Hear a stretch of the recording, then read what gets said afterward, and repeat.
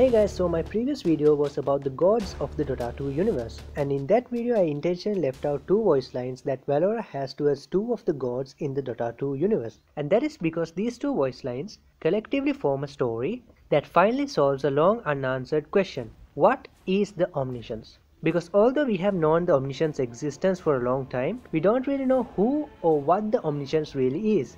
Until now. Because in this video I'm going to finally reveal who the Omniscience is. Before we start this video, I recommend you guys to go check out the video I did on Dawnbreaker's lore, because some of the things that I talked about in that video will be referred in this video. But if you guys already watched that video, let's begin. Keep in mind that this whole video is going to be a huge headcanon that I came up with, but trust me, it will all come together and make sense in the end, so bear with me. Okay, before we solve the mystery of who the Omniscience really is, we first have to talk about a lesser known goddess, and that goddess is Lina's goddess, who is an unnamed solar goddess mentioned only in these cosmetic items. But Valora says a pretty interesting thing about this goddess. Your goddess was just a delusion of a greater line, Lina, in case you didn't know. This voice line suggests that maybe Lina's goddess is part of the Children of the Light's lineage. I mean, she is a solar goddess, and the Children of the Light are basically sentient suns, so all this fits perfectly. The Children of Light were my everything, but I cannot tell you much of how they came to be.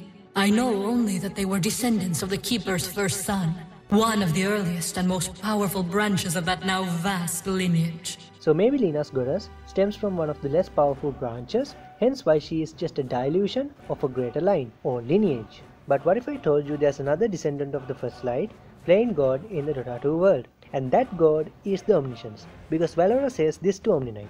After they fight, show me this Omniscience. I have an inkling of what it might be.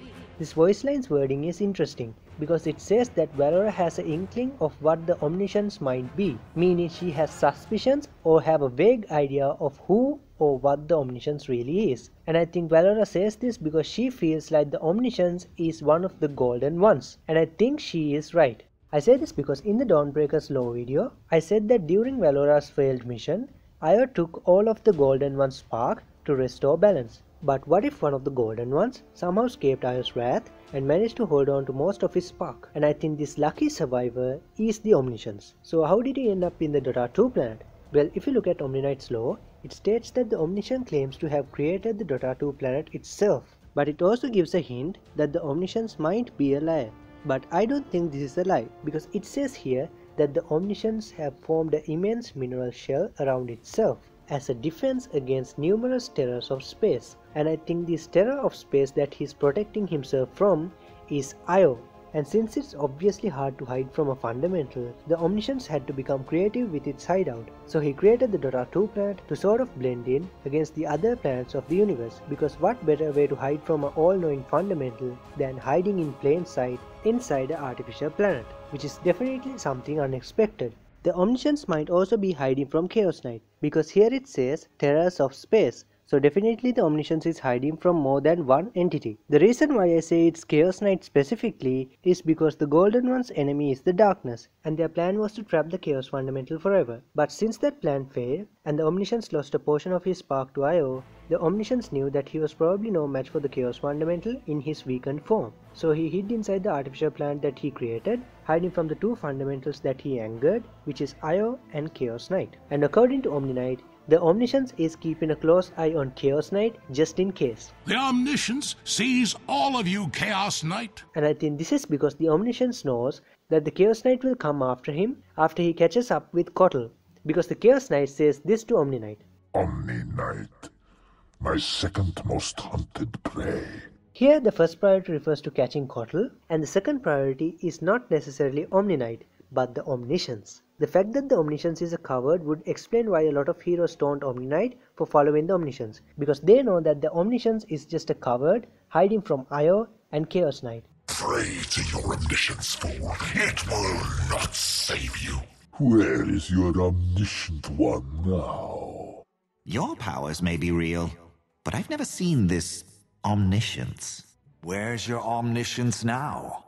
Next time, keep your omniscience to yourself. Would you like to know what the omniscience is, purist?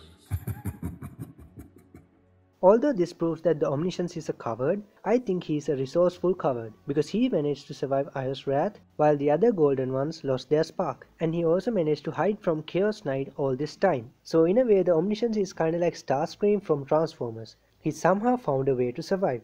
Not to call you a coward, Master, but sometimes cowards do survive. This would explain why the Omniscience is very hesitant to show itself and why only a select few has actually seen the Omniscience. And if you guys still aren't convinced, there's more evidence to support this claim. First off, the Omniscience is described as this light entity, which is very close to what the Golden Ones are. Omniscient light, I stand for the light. The second reason is that the Omniscience requires sacrifices, and I think the sacrifices are because the Omniscience is the weakened Golden One. So maybe these sacrifices are what sustains the Omniscience after his spark was stolen by Io. The third reason is, if you watch my video I did on Valora's Law, you will know that the Golden Ones will stop at nothing to eradicate the darkness. Maybe the Omniscience still holds on to that belief, because obviously since he is hiding, he cannot go out and see the truth like Valora did. And this belief is also passed down to his followers. This would explain why the Omniknight despises anything that is remotely evil or dark. Necronomicon? I would rather not have to use this. This would also explain why he does some questionable things for the Omniscience in the name of fighting the darkness. Healer, your hypocrisy knew no bounds. This brings us to the next reason, and that reason is that Omniknight almost acts like he's mind controlled by the Omniscience after his encounter with the Omniscience. Because prior to that encounter, Omniknight didn't really believe in the Omniscience, but now he follows the Omniscience without question, and these voice lines refers to that fact. Give the Omniscience my regard. There was no profit in lecturing that dullard on the finer points of theosophy. I have no regard for a knight who follows blindly. And this is actually very similar to how the Golden Ones programmed Valora to serve them. In the ages following my creation, my nature was limited. I fought for the glory of the Golden Ones, naive to the lack of my own sense of self. So Omniknight and Valora are both more or less the same. This would explain why the Omniknight is very similar to the Dawnbreaker in many ways. Both of them are righteous soldiers that fight the darkness for their masters of light. They are both more or less mind controlled, and they both carry a hammer as their weapon, which looks very similar to each other. But wait, there's more.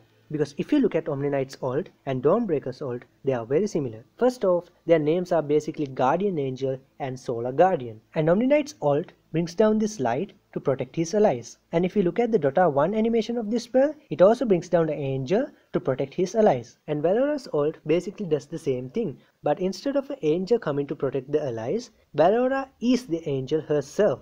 And on top of that, the animation that the angel does in the Dota 1 Guardian Angel spell is very similar to the animation that Valora does during the channel time of Solar Guardian.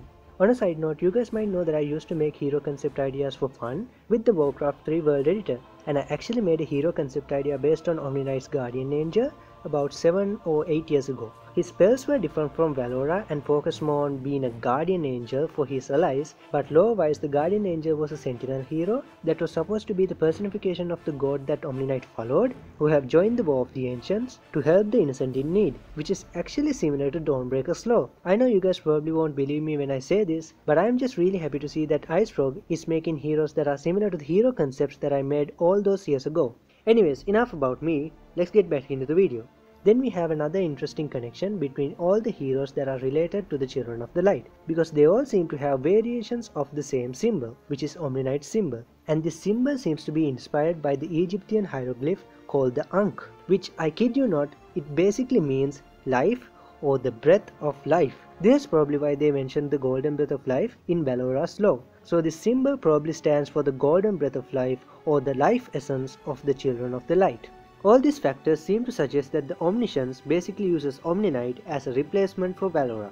But why didn't the Omniscience just make another Dawnbreaker? I mean, an indestructible Dawnbreaker robot is definitely a better option than a normal human like Omniknight, right? Well, the reason for this is simple, and that is because he doesn't have the materials needed to forge another Valora. Namely, the materials to forge the body and the soul of a Dawnbreaker. The first reason is that since he's hiding, he cannot go out of the planet's core to get a metallic star's core to forge the body of a Dawnbreaker. And second, he probably doesn't have much of his spark after his encounter with Io. So his golden breath of life is probably not enough to make a full soul of a Dawnbreaker. and because of that he had to settle for human followers like the Omniknight, because humans already have a soul within them, so he only had to give them a bit of the golden breath of life to make them powerful, and he chose to give this golden breath of life to his most faithful followers like Omniknight. Because if you look at the immortal helmet item for Omniknight, his eyes are glowing yellow, which is very similar to how Valora's eyes look. So I think this is an indication that the Omniscience have infused Omniknight's soul with the same essence that form Valora's soul, which is the golden breath of life, because they do say that the eyes are the windows to one's soul. So yeah, that's it for this video guys. So what do you guys think about this headcanon? Do you guys now believe that the Omniscience might be just a golden one in hiding, and this headcanon might actually be true? Let me know your thoughts on this matter in the comment section down below. I would love to know what you guys think about this theory. And with that said, don't forget to like, share and subscribe and turn on notifications for more videos like this. I hope you guys enjoyed this video. Thanks for watching and I'll see you in the next video.